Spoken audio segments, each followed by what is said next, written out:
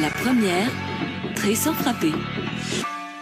Et on part au théâtre de Poche à Bruxelles avec vous, Catherine Macrel. Bonjour. Bonjour. Bonjour Catherine. Alors ce matin, on va parler jeux vidéo et réalité virtuelle, puisque vous avez vu pour nous Quartier 3 Destruction Totale de l'américaine Jennifer Ehle au théâtre de Poche. Et avec un titre comme celui-là, on imagine que ça va finir par un game over. Bah oui, il n'y a pas tellement de suspense. Quand ça s'appelle Quartier 3 Destruction Totale, on se dit que ça va plutôt mal finir. Ou peut-être pas, parce qu'en fait, toute la pièce joue sur le réel et le virtuel. Est-ce qu'on est dans un jeu? Est-ce qu'on est dans la vraie vie? On ne sait pas. Par contre, ce qui est sûr, c'est que vous allez vous sentir un petit peu dérangé, un petit peu mal à l'aise, parce qu'on est à la fois dans un film à la Matrix, c'est-à-dire qu'on ne sait pas qui manipule quoi. On est un petit peu aussi dans The World of Warcraft. Vous savez, ce jeu vidéo qu'on joue en ligne avec plein de joueurs en même temps. On est aussi un peu dans Scream. Vous vous souvenez de ce vieux film d'horreur avec un suspense insoutenable.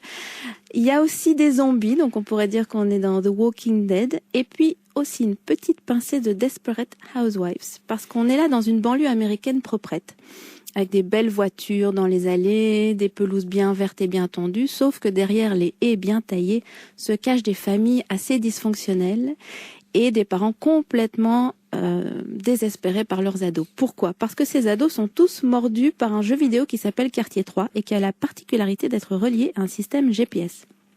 C'est-à-dire que ces ados qui sont tous voisins jouent dans un cadre qui ressemble comme deux gouttes d'eau à leur propre quartier, avec les mêmes maisons, les mêmes allées, les mêmes impasses. Et donc, vous devinez la suite. À mesure que ces jeunes suivent les instructions vidéo pour aller trouver telle maison, chercher tel objet, passer tel obstacle, tuer tel zombie, il va se passer des choses curieuses dans la vraie vie, avec des coïncidences bizarres entre le réel et le virtuel. Vous voulez dire que les joueurs se déplacent réellement ou bien ils sont restent là quand même assis chez eux à jouer eux. Sur le jeu vidéo, sauf que le jeu vidéo se passe dans leur quartier. C'est ça. Et en oui, même temps, il se passe des choses dans la vraie vie. Et on ne sait plus très bien où on est. Et ça va devenir de plus en plus angoissant. Et dans le dernier niveau, il va y avoir du sang sur les murs et pas seulement sur l'écran. Alors on l'entend, il y a de la science-fiction, il y a du film d'horreur, il y a du jeu vidéo, mais est-ce qu'il y a aussi du théâtre dans tout cela? Évidemment, c'est surtout du théâtre avec des scènes très rapides, construites comme un puzzle et tout ça mis en scène avec brio par Olivier Boudon, qui met ses comédiens, qui sont tous excellents par ailleurs, qui met ses comédiens derrière un écran transparent.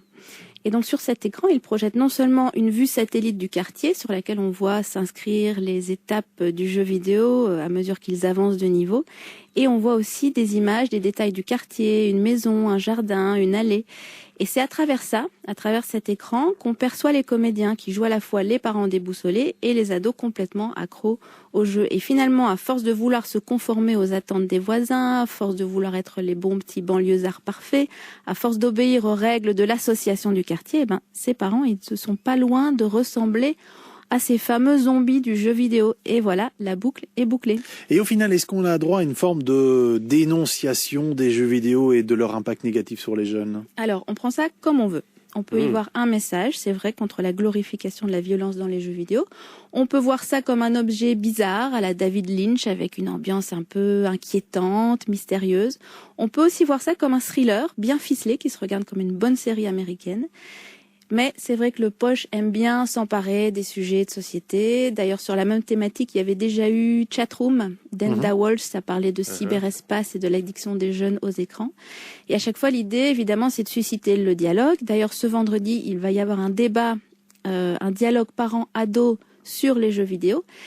Mais preuve que le Poche n'est pas du tout là pour dramatiser la question, ils vont aussi organiser un tournoi de jeux vidéo en ligne, dans le théâtre. Et donc, ce sera la première fois qu'un tournoi est organisé en live dans un théâtre. Ce sera la League of Legends, avec plein d'ordinateurs en réseau. Et à mon avis, en soi, c'est aussi un spectacle. Il y aura un animateur qui sera là pour commenter les matchs. Et puis l'équipe qui gagnera ce jour-là pourra participer à la Made in Asia, qui est le plus grand événement de la culture pop geek asiatique. Ce sera les 3, 4 et 5 mars au Ezel. Alors moi, j'avoue, les jeux vidéo, ça me parle pas du tout. Je suis pas du tout là-dedans, mais je trouve que ça vaut quand même la peine d'aller voir, ne serait-ce que pour essayer de comprendre, parce que nous, les adultes, on est souvent on a un avis tranché comme ça. On est un peu fâché sur ces ados qui restent plus à table pour papoter, qui préfèrent aller s'enfermer dans la chambre. Mais je trouve que ça vaut quand même peut-être la peine de se faire une idée avant d'entamer un début de dialogue sur ces jeux vidéo. Ouais. Voilà. Et d'entamer une chouette partie de FIFA 15 avec nos ados. Ça, c'est clair. Moi, je suis pour. Enfin, moi, je le fais, mais parce qu'il n'y a pas que des vilaines choses dans les jeux vidéo. Je dois quand même l'avouer. Non. Voilà, c'est mais moi, je l'occasion d'aller suis impatient que les miennes deviennent plus grandes pour pouvoir jouer aux jeux Enfin. vidéo. Justement, enfin. Il y a des chouettes jeux de zombies pour filles. Mais oui, où il faut dézinguer du zombie et c'est assez agréable. Vous m'en direz tant. Quartier 3, Destruction totale. Donc c'est signé Jennifer Allais et Emmanuel Gaillot, mise en scène d'Olivier Boudon. Et c'est à voir au Théâtre de Poche à Bruxelles jusqu'au 11 mars. Merci Catherine Macrel. Merci.